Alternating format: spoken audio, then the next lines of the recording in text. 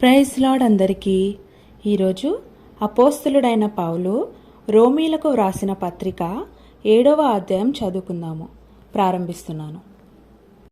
సహోదరులారా, మనుష్యుడు బ్రతికినంత కాలమే ధర్మశాస్త్రం అతని మీద ప్రభుత్వము చేయుచున్నదని మీకు తెలియదా? ధర్మశాస్త్రము ఎరిగిన మీతో మాటలాడుచున్నాను. భర్త గల స్త్రీ భర్త బ్రతికి ఉన్నంత వరకే ధర్మశాస్త్రము వలన అతనికి బద్ధురాలు గాని, భర్త చనిపోయినేడల భర్త విషయమే ధర్మశాస్త్రము నుండి ఆమె విడుదల పొందును. కాబట్టి భర్త బ్రతికియుండగా ఆమె వేరొక పురుషుని చేరినేడల వ్యభిచారిణి అని అనబడును గాని, భర్త చనిపోయినేడల ఆమె ధర్మశాస్త్రం నుండి విడుదల పొందెను గనుక వేరొక పురుషుని వివాహము చేసుకొనినను వ్యభిచారిణి కాకపోవును. కావున నా సహోదరులారా, మనము దేవుని కొరకు ఫలమును ఫలించునట్లు మృతులలో నుండి లేపబడిన క్రీస్తు అను వేరొకని చేరుటకై మీరును ఆయన శరీరము ద్వారా ధర్మశాస్త్రము విషయమై మృతులైతిరి.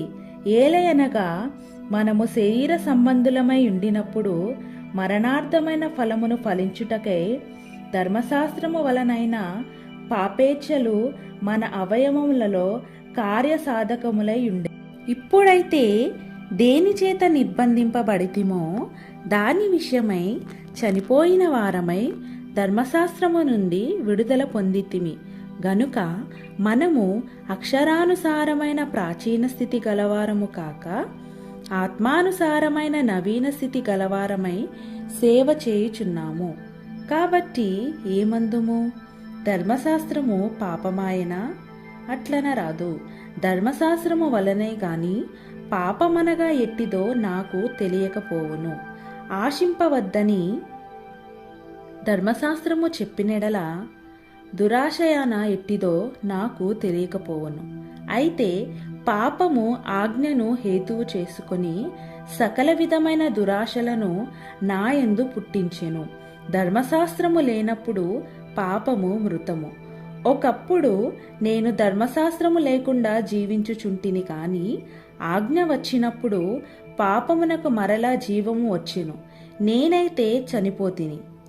అప్పుడు జీవార్థమైన ఆజ్ఞ నాకు మరణార్థమైనట్టు కనబడెను. ఏలయనగా పాపము ఆజ్ఞను హేతువు చేసుకుని నన్ను మోసపుచ్చి దానిచేత నన్ను చంపెను. కాబట్టి ధర్మశాస్త్రము పరిశుద్ధమైనది, ఆజ్ఞ కూడా పరిశుద్ధమైనదియు నీతి గలదియు ఉత్తమమైనదియునై ఉన్నది. ఉత్తమమైనది నాకు మరణకరమాయనా? అట్లనరాదు. అయితే పాపము ఉత్తమమైన దాని మూలముగా నాకు మరణము కలుగజేయచు పాపము పాపమైనట్టు అగుపడు నిమిత్తము, అనగా పాపము ఆజ్ఞ మూలముగా అత్యధిక పాపమగు నిమిత్తము అది నాకు మరణకరమాయెను. ధర్మశాస్త్రము ఆత్మ సంబంధమైనదని ఎరుగుదుము.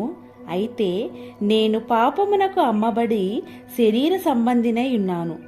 ఏలయనగా నేను చేయునది నేనెరుగను. నేను చేయ నిశ్చయించున్నది చేయక ద్వేషించున్నదియే చేయుచున్నాను.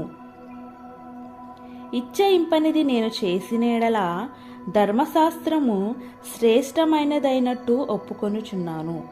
కావున ఇకను దాని చేయునది నాయందు నివసించు పాపమే కాని నేను కాదు. నాయందు అనగా నా శరీరమందు మంచిది ఏదియో నివసింపదని నేనెరుగుదును. మేలైనది చేయవలెనను కోరిక నాకు కలుగుచున్నది కాని దానిని చేయుట నాకు కలుగుటలేదు. నేను చేయగోరు మేలు చేయక చేయగోరని కీడు చేయుచున్నాను. నేను కోరని దానిని చేసినేడల దానిని చేయునది నాయందు నివసించు పాపమే గాని ఇకను నేను కాదు. కాబట్టి మేలు చేయగోరు నాకు కీడు చేయుట కలుగుచున్నదను ఒక నియమము నాకు కనబడుచున్నది. అంతరంగ పురుషుని బట్టి దేవుని ధర్మశాస్త్రమునందు నేను ఆనందించుచున్నాను గాని వేరొక నియమము నా అవయవములో ఉన్నట్టు నాకు కనబడుచున్నది. అది నా మనసునందున్న ధర్మశాస్త్రముతో పోరాడుచు నా అవయవములోనున్న పాప నియమమునకు నన్ను చెరపట్టి లోపరుచుకొనుచున్నది. అయ్యో, నేనెంత దౌర్భాగ్యుడను! ఇట్టి మరణమునకు లోనగు శరీరము నుండి నన్నెవడు విడిపించును? మన ప్రభువైన యేసుక్రీస్తు ద్వారా దేవునికి కృతజ్ఞతాస్తుతులు చెల్లించుచున్నాను.